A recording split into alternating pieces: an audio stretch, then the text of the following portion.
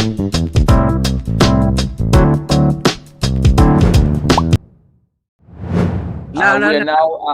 talked about your previous case. Your previous case was about the lower canine and incisors, and what I recommended was to extract all incisors, including the canine, let the ridge heal, and then pick the best sites and do a 3-unit, a 3-implant, 5-unit bridge. I'm thinking that we can do like for 3 teeth only, like from 25, 26, 27. And later in the future, if he have a problem the other side, we can do the other 3. Okay, that's another option. That's another option, totally legit.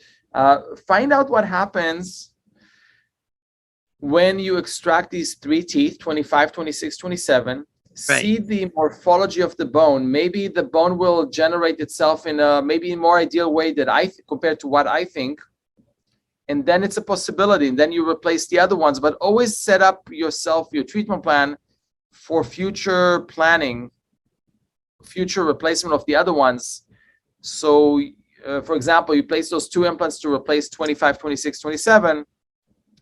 And in the future, if 23 and 24 go, can you just add 1 implant and connect it to a 3-unit bridge? That's great thinking.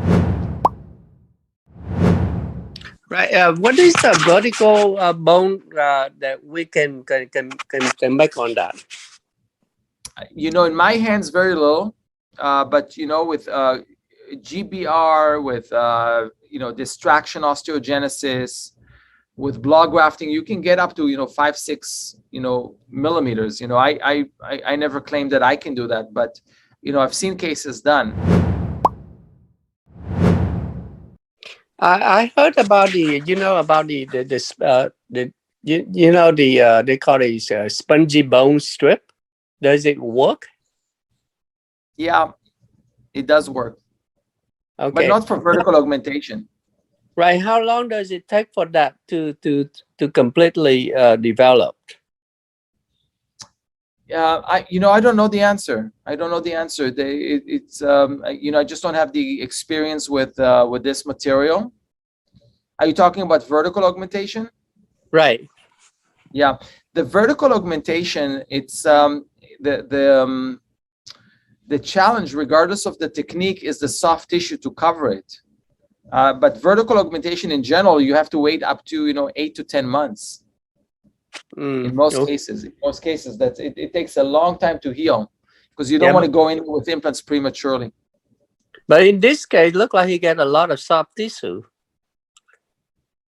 Yeah, a very inflamed soft tissue, but there is a lot of soft tissue. I agree with you. Right. Okay. Yeah. I present one way to potentially address it.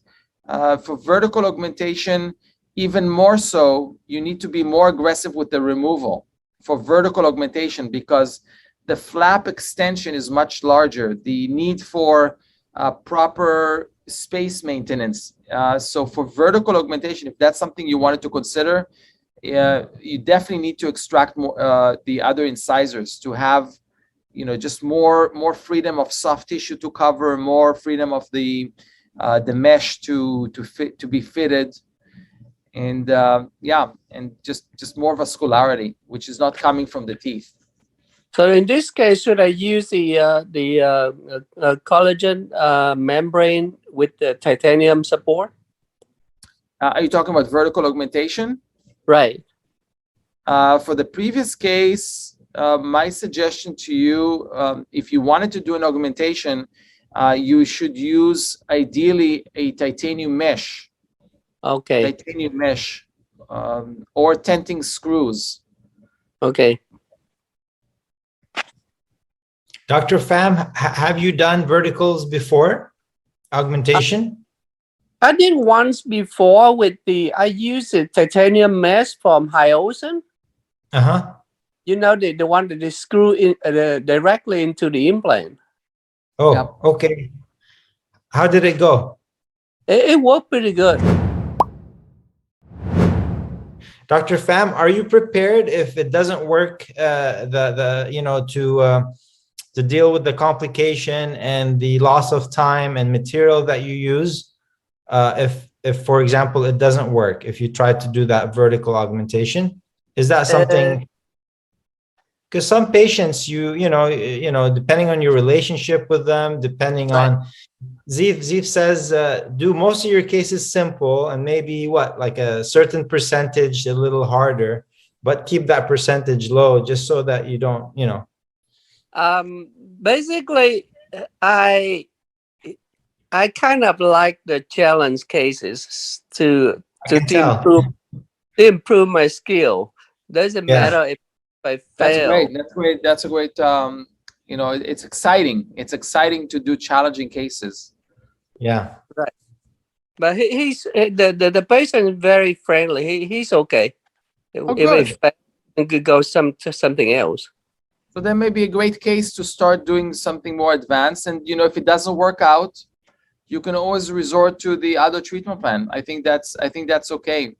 You know, guys, the fact that I recommend a certain thing, it is not like a word of God. You know, this is just my opinion. You know, we are, for example, both of us practice in an area with high litigation rate.